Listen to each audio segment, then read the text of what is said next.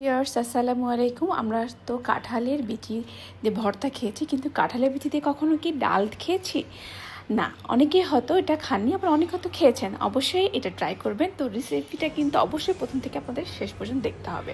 আমি কাঁঠালের বিচিটা খুব ভালোভাবে ধুয়ে নিয়েছি। এখন এটা আমি সিদ্ধ করে নিব। এর জন্য চুলায় একটা প্যান বসিয়ে এখানে কাঁঠালের বিচিগুলো দিয়ে দিচ্ছি। এটা আমি সিদ্ধ করে নিব। এটা নরম হয়ে গেলে আমি এটা নামিয়ে ফেলবো। তো এটা সিদ্ধ হওয়া পর্যন্ত আমাদেরকে কিন্তু অপেক্ষা করতে হবে। তার জন্য এখানে কি দিতে হবে? এখানে একটু লবণ দিয়ে দিতে হবে আমাদেরকে। তো লবণ দিয়ে আমি এটা ঢাকনা ঢেকে এটা সিদ্ধ করে নেব। কাঁঠালের বিচির এই ডালটা যারা এখনও খাননি তা অবশ্যই ট্রাই করবেন। খুবই ভিন্ন ধরনের একটা রেসিপি। আপনি যদি কাউকে এভাবে ডাল রান্না করে খেতে দেন, কেউ বুঝতেই পারবে না এটা কাঁঠালের বিচির ডাল। তো সিদ্ধ হয়ে গেছে। তো আমি এখন এটা নামিয়ে ফেলবো এবং পানিটাও কিন্তু শুকিয়ে গিয়েছে। তো আমি একটা ব্লেন্ডারে এখন এটা ঢেলে নিব। তো এখানে দিয়ে দিচ্ছি সিদ্ধ করা কাঁঠালের বীজ, সাথে দিব একটা টমেটো এবং পরিমাণ মতো কাঁচামরিচ। আপনারা কাঁঠালের বিচির পরিমাণ অনুযায়ী এখানে আপনারা টমেটোটা দিয়ে দিবেন। তো এখানে আমি সামান্য পানি অ্যাড করব, দিয়ে এটা কিন্তু খুব ভালোভাবে আমি ব্লেন্ডারে মিহি করে নিব। দেখতে পাচ্ছেন খুব সুন্দরভাবে মিহি হয়ে গেছে। চলে যাব চুলায়। এখন প্যানে আবারও তেল দিয়ে নিচ্ছি। পানিটা সামান্য একটু গরম হয়ে এলে আমি যে মিশ্রণটি তৈরি করেছি সেটা এখন এখানে ঢেলে দিচ্ছি।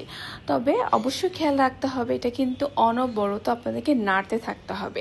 তাহলে এর যে গোটা ভাব আছে এটা কিন্তু সুন্দরভাবে একদম পানির সাথে মিশে যাবে। যদি আপনারা এটা না নাড়তে থাকেন তাহলে কিন্তু এটা গোটা বেঁধে থাকবে, খেতে ভালো লাগবে না এবং দেখতেও ভালো লাগবে না।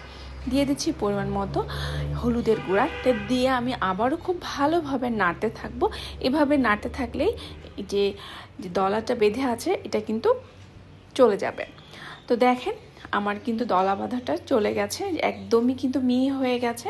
এভাবে কিন্তু খুবই অনবরত আমাদেরকে চুলায় দিয়ে নাড়তে থাকলে এরকম হয়ে যাবে। তো আমার কিন্তু ডালের পরিমাণ মতো এখানে আমি পানি দিয়ে নিয়েছি।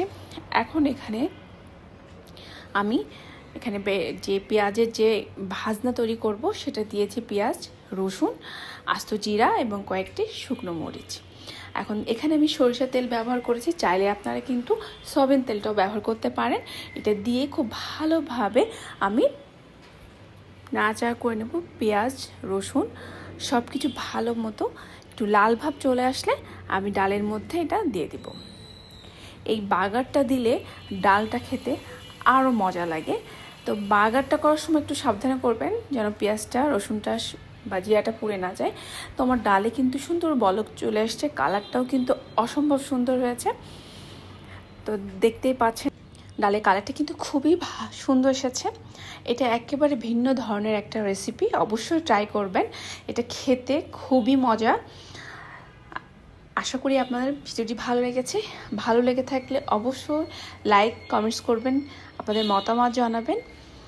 আবারও নতুন কোনো ভিন্ন ধরনের রেসিপি নিয়ে হাজির হয়ে যাব। আল্লাহ হাফেজ।